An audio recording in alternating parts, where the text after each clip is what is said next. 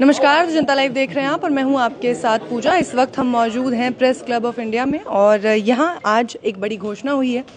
संघ का आज यहां से गठन किया गया है। संघ वो वाला नहीं जो आप सोच रहे हैं। संघ अभी नहीं हुआ है, लेकिन ऐलान तो आपने कर ही दिया है। अभी ऐलान अपने आप में गठन की तैयारी है सर। तो इस वक्त मेरे साथ अभिषेक जाटव जी मौजूद हैं और उनसे चर्चा करते हैं। उन्होंने ऐलान किया है कि वो एक संघ बनाने जा रहे हैं और लगातार जिस मुद्दे के लिए वो प्रयासरत थे, जिस चीज़ के लिए लगातार वो ज़मीन पर लड़ते हुए दिखे थे आपको, उसी मुद्दे को लेकर वो एक बार फिर से इस संघ के गठन का ऐलान इन्होंने आज किया है। तो आपसे बस इतना ही समझना चाहती हूँ कि ये शायरी शेरो शायरी छोड़ के अब कहाँ आप ये संगठन में और संघ बनाने में लग गए? मैंने आपको स्टार्टिंग में कहा शेरो शायरी भी मूवमेंट का पार्ट था। मैंने उस शेरो शायरी को कभी भी, आप कोई भी ऐसी शायरी दिखाई हो सिर्फ लोगों के मनोरंजन के लिए हो, मेरी हर एक शायरी के अंदर एक संदेश था। जब मैं कड़क वे में बोलता हूं तो वो संदेश था उन लोगों के लिए जो हम पे शोषण करते हैं। मैं बहुत सॉफ्ट बोलता हूं तो उन लोगों के लिए कि बाबा साहेब अम्बेडकर ने हमारे लिए बहुत त्याग किया है, बहुत समर्पण, बहुत बलिदान के साथ काम किया। उनका जो बलिदान है वो जाया ना जाए। मैंने कभी भी किसी को मनोरंजन करने के लिए नहीं किया है, लेकिन वो पार्ट था। धीरे धीरे जब समझ आया कि जिस चीज को हम कर रहे हैं वो सफलता तक कब पहुंचेगी, वो सफलता तक जब पहुंचेगी। बाबा साहेब अम्बेडकर ने कहा ना, political power is the master की, वो चाबी हमारे हाथ में लेनी है। लेकिन इसके पीछे का एक सूत्र हमारे तमाम महापुरुषों ने बताया है कि राजनीतिक सफलता आपको तब तक नहीं मिलेगी जब तक आप लोग सामाजिक परिवर्तन की लड़ाई को मजबूत नहीं करेंगे, सामाजिक जड़ों को मजबूत नहीं करेंगे। सवाल इसलिए था कि एक शेर व शायरी यहाँ भी हो जाती, उसके जरिए आप बता देते कि कितना दमखम दिखाने वाले हैं। जो बीत गया है कल वो आज नहीं होता। सबसे ऊंचा उड़ने वाला पक्षी सिर्फ बाज नहीं होता। और जिस कौम के नौजवान संघर्ष नहीं करते उस कौम के सर पे कभी ताज नहीं होता। बहुत खूब। तो अपनी कला को पहले प्रदर्शित करके उसका फायदा उठाइए। अब सवाल ये है कि आपने पहले भी बहुत कोशिश की कि बीएसपी और एएसपी उस वक्त हालांकि नहीं थी, साथ में आ जाए और दोनों शक्तियां एक साथ मिलकर समाज के लिए काम करें। अब आप कह रहे हैं कि अपने इस संघ के जरिए भी आप वही काम करने जा रहे हैं कि जितने भी राजनीतिक संगठन हैं, जितने भी राजनीतिक पार्टियां हैं, उनको आप एक साथ लेकर आए।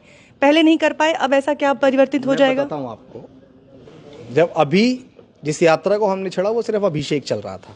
मैंने पूरी प्रेस कॉन्फ्रेंस के अंदर पूरा डिटेल से बताया कि अभिषेक चल रहा था व्यक्तिगत। मैं किसी जिले में जा रहा हूँ, हजारों लोग जुड़ रहे हैं, मैं वहां से आगे जा रहा हूँ, मैं उस विचार को जोड़ के नहीं रख पा रहा था। मैं वो जो फूल थे ना उसको माला में पिरो नहीं पा रहा था। इसीलिए आज लगा कि एक माला बनाने की जरूरत है, उस विचार को एक ढांचा देने की जरूरत है। बहुत प्रयास किए कि ऐसा ना हो, पहले ये काम हो जाए, लेकिन नहीं हो रहा था। मैं व्यक्तिगत इस किसी भी लड़ाई को कितना लंबा लड़ सकता हूं, पूरे समाज को मिलकर उस लड़ाई को लड़ना। इसीलिए हम लोगों ने इसको एक संघ में परिवर्तित करने का काम किया, इस विचार को बहुत मजबूत करने का काम किया है। लड़ाई वही है कि सामाजिक परिवर्तन की लड़ाई को बहुत मजबूत करना है बस। एक बहुत क्लीशे सा लेकिन बहुत महत्वपूर्ण सवाल है कि बाबा साहेब के नाम पे बहुत सारे संगठन और बहुत सारे, अभी आपने संघ तो पहली बार शब्द इस्तेमाल किया है। अब इस संघ से लोग कंफ्यूज हो जाएंगे कि एक तो बहुत बड़ा संघ है और उसकी तो चर्चा ही चर्चा है, तो क्या उसको टक्कर देने आ रहे हैं आप, या फिर जैसे बाकी सारे संगठन अब तक चलते आ रहे हैं एक और नया संगठन जुड़ रहा है? मैं आपको बताऊं कि यहाँ किसी को टक्कर देने की लड़ाई नहीं है। डॉक्टर बाबा साहेब अम्बेडकर ने किसी से टक्कर ले लेके काम नहीं किया। बाबा साहेब अम्बेडकर ने संपूर्ण राष्ट्र के लिए काम किया। इस देश में जितने लोग जाति अंत के लिए काम कर रहे हैं, जितने लोग इस देश में समतामूलक समाज बनाने के निर्माण की ओर बढ़ रहे हैं, हम सब लोग पूरी मजबूती से उनके साथ भी खड़े हैं और हम पूरी मजबूती से उसी लड़ाई को आगे बढ़ाने का काम कर रहे हैं। बस ना किसी को टक्कर दे रहे हैं, ना किसी की होड़ कर रहे हैं, ना किसी का कुछ कर रहे हैं। बाबा साहेब अम्बेडकर का विचार अपने आप में सबसे बड़ा विचार है, उसकी टक्कर तो कोई ले ही नहीं सकता। तो अब हम ये मान के चले कि आपके इस संघ के ऐलान के साथ ही बहुजन समाज पार्टी और आज़ाद समाज पार्टी एक हो जाएंगे और तमाम जितने भी राजनीतिक दल हैं जो बहुजन समाज का नेतृत्व करते हैं वो सब एक तबके में आएंगे? ऐलान के साथ ही कैसे होगा? फूले ने जो लड़ाई लड़ी, मान्यवर कांशीराम साहब ने आके उत्तर प्रदेश में सत्ता दिलवाई, बाबा साहेब अम्बेडकर ने संविधान बनाया, सबको अधिकार दिया, लेकिन आज भी अधिकारों के लिए लड़ाई है ना। तो हम संघ बनते कैसे किसी को सब कुछ मिल जाएगा? क्योंकि आपने कहा है कि आप इसी पर काम करेंगे। मैंने ये नहीं कहा कि जिस दिन ऐलान करूंगा उसी दिन दोनों नेता एकजुट हो जाएंगे, कॉन्फ्रेंस हो जाएगी कि हाँ सीट शेयर के साथ मिलकर चुनाव लड़ेंगे। ऐसा उसी दिन नहीं होगा। वो बन रहा है एक ढांचा तैयार करने के लिए, ताकि सब लोग अपनी अपनी दिशा में काम कर सके और नेताओं को एहसास करा सकें कि अब समाज बहुत मजबूती से, अकेला अभिषेक नहीं लड़ रहा है, बहुत सारे लोग इस बात को पूरी मजबूती से लड़ रहे हैं। और अभिषेक जी खुद राजनीति में आएंगे, क्योंकि पहला चरण तो यही होता है कि हम संगठन बनाएंगे, संघ बनाएंगे और उसके बाद दूसरा चरण है राजनीति में। मैंने ये कहा कि मैं कोई पॉलिटिकल पार्टी नहीं बनाऊंगा जो अपना आदमी अपनी जुबान का नहीं होगा वो किसी काम का नहीं होगा। राजनीति में तो मैंने कहा कि जो आदमी अपनी जुबान का नहीं वो किसी काम का नहीं, ये बात भी मैं कह रहा हूँ। मैं फेस कर पाऊंगा क्या आपके कैमरास को दोबारा? अगर मैंने ये बात बोल के फिर मुझे तुमने दिखा दिया, देखो आपने बोला था आप पार्टी नहीं बनाओगे, फिर बना ली। बाकायदा नेताओं के साथ काम किया है जिन्होंने कहा था कि हम नहीं करेंगे राजनीति। मैं क्या कह रहा हूँ कि सबसे बड़ी बात ये कि जो सवाल आप मुझसे पूछ रहे हैं, ये सवाल जिन्होंने ऐसा किया आप उनसे करिए, वो बेहतर समझा पाएंगे। मुझे नहीं पता कि किस तरह की परिस्थिति में क्या फैसला लिया गया, उसको मैं कैसे बता पाऊंगा? बताइए, जिन्होंने ये फैसला लिया आप उनसे पूछिए। मैं लूंगा ऐसा फैसला तो आप मुझे बताइएगा, मैं लूंगा ही नहीं कभी ऐसा फैसला। इसके अलावा और क्या क्या आपके अहम मुद्दे रहेंगे जिस पर आप काम करेंगे? क्योंकि अहम मुद्दा ये है कि हमारे इस आंदोलन के अंदर आज तक जितने भी पार्टी संगठन बने, किसी के अंदर भी इस तरीके से लोकतंत्र स्थापित नहीं हुआ है। हम लोग इसके अंदर लोकतंत्र स्थापित कर रहे हैं। हम लोग हर 4 साल के अंदर राष्ट्रीय स्तर के पदाधिकारियों को बदल रहे हैं, हर 3 साल के अंदर स्टेट लेवल के पदाधिकारियों को बदल रहे हैं, जिसके अंदर जितना, और हम लोग सबसे बड़ी चीज़ एक और जो कॉन्फ्रेंस में भी छूट गई, आपके माध्यम से बता रहा हूँ, हम लोग यहाँ पे जब हम मार्केट से एक शर्ट भी खरीदने जाते हैं तो बहुत तोड़ मोड़ के देखते हैं कि भाई कहीं से धागा तो नहीं निकल रहा, कहीं से। लेकिन जब हम नेताओं को स्टैब्लिश करते हैं तो क्यों हम लोग उनका निरीक्षण परीक्षण नहीं करते हैं? बाबा साहेब अम्बेडकर के बाद मान्यवर कांशीराम साहब ने जिस समाज को बहुत कुछ दिया ना, 20 साल बंद कमरे के अंदर घूम घूम के समाज को बहुत कुछ दिया। उन्होंने कैडर की व्यवस्था की। कैडर मतलब उच्च प्रशिक्षण। तो इस समाज के अंदर से वो उच्च प्रशिक्षण चला गया है। हमारे नौजवानों को ये तो पता है कि जमीन पर उतर के आंदोलन करने जाना, लेकिन ये नहीं पता कि आंदोलन के बाद उसको संभालना किस तरीके से है। तो हम लोग इस देश में निरीक्षण परीक्षण करने का, और जो कैडर जो लोग आज कैडर से मतलब वो लोग उनको नहीं मिला है, हम उनको कैडर देने का आप लोग काम करेंगे। 23 सितंबर का जिक्र किया आपने, उसका क्या कुछ है, उसके बारे में जरा जिक्र करिए। 23 सितंबर को दिल्ली के एनडीएमसी कन्वर्सेशन सेंटर में इसकी स्थापना होगी। देश के बहुत सारे लोग इसमें पहुंचेंगे, आपके माध्यम से भी बहुत लोग पहुंचेंगे। जितना हमने काम किया, हमारे संघर्ष को देख के भी लोग पहुंचेंगे, और उसको पूरा समाज संकल्प दिवस के रूप में भी मनाता है, तो वो हमारे लिए बड़ा दिन है। ये बताइए कि जुड़े क्यों लोग आपसे? अगर बाकी संगठन हैं, आप कह रहे हैं लोकतांत्रिक तरीके से आप इसको चलाएंगे, लेकिन उसके अलावा अगर जो लोग देख रहे हैं, जो आप कह रहे हैं कि जो लोग आपसे जुड़ेंगे, जो आएंगे, क्यों आए वो आपके पास? मैं इस बात की डेफिनेशन खुद कैसे दे सकता हूँ?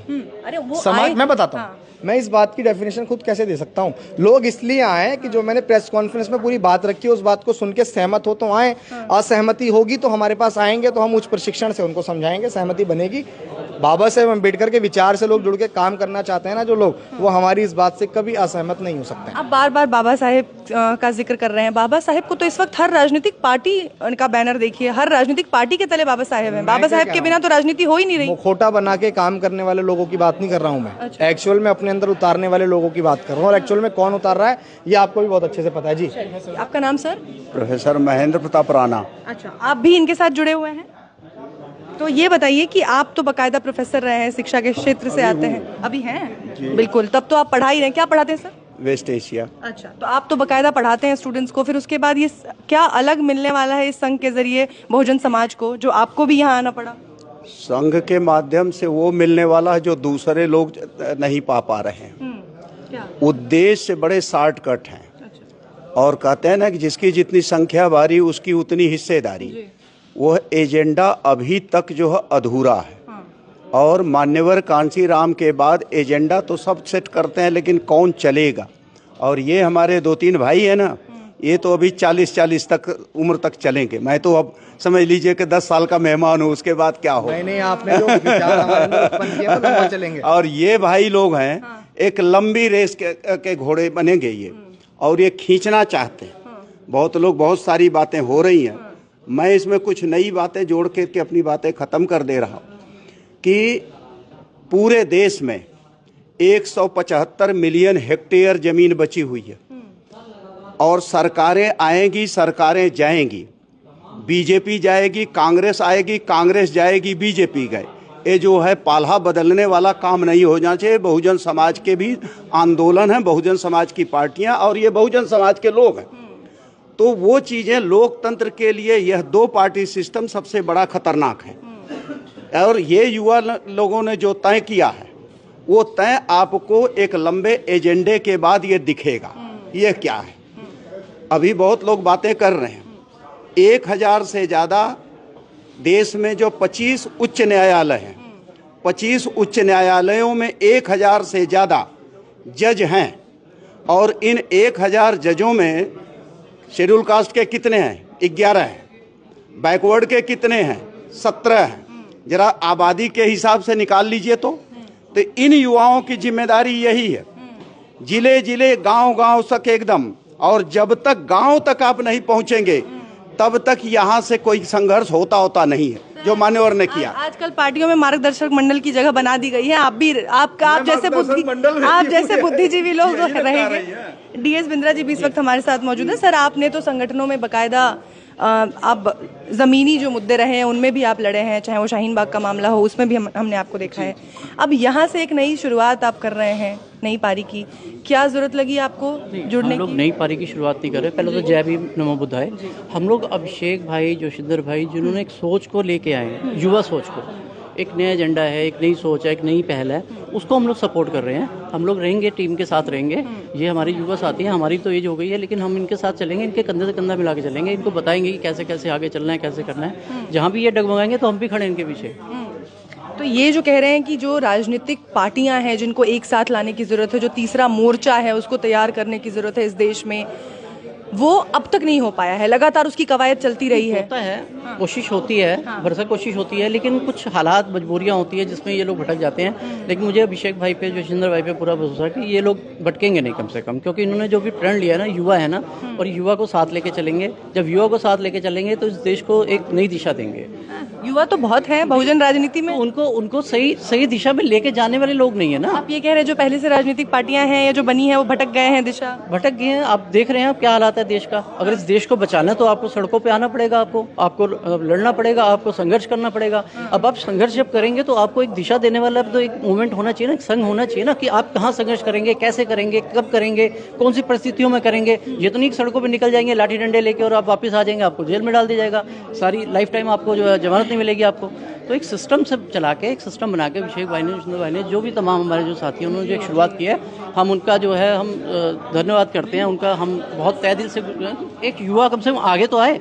युवा यूट्यूब फ़ोन पे इधर उधर भटक के, युवा को नहीं मालूम है उसको करना क्या है, उसको मार्गदर्शन नहीं है। तो हमें बहुत खुशी है कि एक ऐसे युवा हमारी पीढ़ी हमारे साथ आगे बढ़ी है जो इस दिशा को आगे लेके चलेगी। नहीं तो इस देश के अंदर एक ही पार्टी, एक ही संविधान और एक ही सब कुछ रह जाएगा, और संविधान भी आने वाले समय में ख़त्म हो जाएगा। अगर हम आवाज़ नहीं उठाएंगे तो इस संविधान को हम लोग बचा नहीं पाएंगे। एक ही संविधान की तो सर लड़ाई है सारी।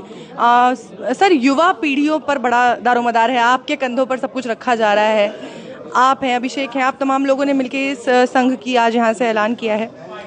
लगातार ये प्रयास होता रहा है कि जो बहुजन मूवमेंट है, जिसको मान्यवर साहब कांशीराम लेकर आए थे, वो उनके साथ ही कहा जाता है कि धीरे धीरे वो खत्म हो रहा है, वो बहुजन मूवमेंट। अब राजनीतिक पार्टियां तो तमाम आ गई हैं, लेकिन बहुजन मूवमेंट नहीं बचा है। आप लोग कैसे उसे वापस से जागृत करने में कामयाब होंगे? देखिए, पहले बहुजन समाज पार्टी और अभी आज़ाद समाज पार्टी, अगर हम राजनीति की बात करें, हालांकि हमारे संघ का उद्देश्य बहुत ज़्यादा राजनीतिक नहीं है, क्योंकि हमारा जो संघ है और जो हमारा संगठन है वो गैर राजनीतिक है। हिस्सेदारी पर हम राजनीति की बात कर सकते हैं, लेकिन अभी हम संगठन पे काम करने का हमारा उद्देश्य है। आपने एक सवाल किया था कि पहले कोशिश करते हैं, बाद में सब अलग अलग हो जाते हैं। तो इतने बड़े करोड़ों के समाज में, करोड़ों की संख्या में जो समाज इस देश में है, उसमें एक तबका ऐसा भी है जो इस बात से, इस पीड़ा से जूझ रहा है कि भाई हम किसको वोट दें। एक विधानसभा पर, एक लोकसभा पर एक ही विचारधारा के दो कैंडिडेट उतर रहे हैं। आज हमारी जो जिम्मेदारी वो यही है। हमने किस में काम नहीं किया? हमने बीएसपी में काम किया, हमने आज़ाद समाज पार्टी में काम किया, हमने भीम आर्मी में काम किया। लेकिन जब हम किसी एक पार्टी विशेष में रह करके काम करते हैं तो उसकी अपनी एक विचारधारा होती है। स्टार्टिंग में समाज को एकजुट करने की बात कही जाती है, लेकिन बाद में बिखेर दिया जाता है। ये बहुत कड़वी बात बोल रहा हूँ, लेकिन हमारी जिम्मेदारी ये है कि जो एक पीड़ा से जूझ रहा है, करोड़ों की संख्या में जो स्ट्रेंथ में इस देश में हमारा समाज है, उसको भी तो ज़रूरत है भाई। वो किसको वोट देगा? तो हम शायद कॉन्फ्रेंस में बात नहीं कह पाए, लेकिन मैं अब आपको बता दूं, अब नेताओं की मनमानी नहीं चलेगी। अब समाज तय करेगा कि किसको वोट देना है और किसको कहां से लड़ाना है, कहां से जिताना है। और ये काम हम अपनी मर्जी से नहीं कर रहे हैं, ये हमारा अपना खुद का विचार नहीं है, ये समाज की ज़रूरत है। लंबे अरसे से जो समाज में हम काम कर रहे हैं, ये समाज की मांग है और वो हमारे साथ खड़ा हुआ है। अभिषेक ने एक बात कही थी प्रेस कॉन्फ्रेंस के दौरान कि बीएसपी एक सोच है। बीएसपी कोई एक पार्टी नहीं है, एक सोच है, क्योंकि वो मान्यवर साहब कांशीराम की सोच के जरिए आया था। तो ऐसे में अलग अलग जो राजनीतिक पार्टियां बनती हैं, जो कि पहले संगठन ही रहे, बाद में पार्टियों में कन्वर्ट हुए, उन लोगों को भी ये बात समझ में आती होगी कि बीएसपी एक सोच है, उसके साथ मिलकर हमें आगे बढ़ना है। लेकिन आज आप कह रहे हैं कि इतनी सारी पार्टियां हैं, ऑप्शन नहीं है लोगों के पास, लोग परेशान हो जाते हैं कि किसको वोट दें, कहाँ जाएं। बिल्कुल सही बात है, समाज बट रहा है आपस में। तो उस सोच से ये बिखराव हो रहा है क्या? बाबा साहेब को लेकर ही लोगों की सोच अलग अलग हो गई है? बाबा साहेब को मानने वाले तो सब एक हैं। बाबा साहब ने तो कभी नहीं कहा अलग अलग हो जाइए। बाबा साहब ने हमेशा संगठित रहने के लिए प्रेरणा दी है, शिक्षित रहने के लिए प्रेरणा दी है, और अपने अधिकारों के लिए संघर्ष करने के लिए प्रेरणा दी है। लेकिन क्या होता है, राजनीतिक सुख एक ऐसा सुख होता है जिसमें नेता कहीं ना कहीं जिम्मेदारी से डगमगाने लग जाते हैं। लेकिन समाज, आप देखिए इस बात को तो समझिएगा, मैं पूरे समाज से बात कहना भी चाहता हूँ कि भाई कोई भी नेता है या लीडर है, वो खुद की काबिलियत से नहीं, वो समाज के सपोर्ट से है। अगर उसमें अपनी काबिलियत होती तो वो एग्ज़ाम देकर के पास होकर कहीं भी IAS IPS या साइंटिस्ट या कोई भी पद हासिल कर सकता था। लेकिन जनता का भरोसा जीतना, तो फिर जनता के लिए काम तो करना पड़ेगा। तो आप लोग ये काम करने वाले हैं कि जितनी भी राजनीतिक पार्टियां हैं जो अपने वादों के साथ जमीन पर आती हैं, उन पर लगाम कसने का आप काम करेंगे? अगर समाज ने हमसे ये कहा कि इन पे लगाम कसो, तो हम लगाम भी कस देंगे। चलिए, बहुत बहुत शुक्रिया सर, हमसे बातचीत करने के लिए। बहुत बहुत धन्यवाद।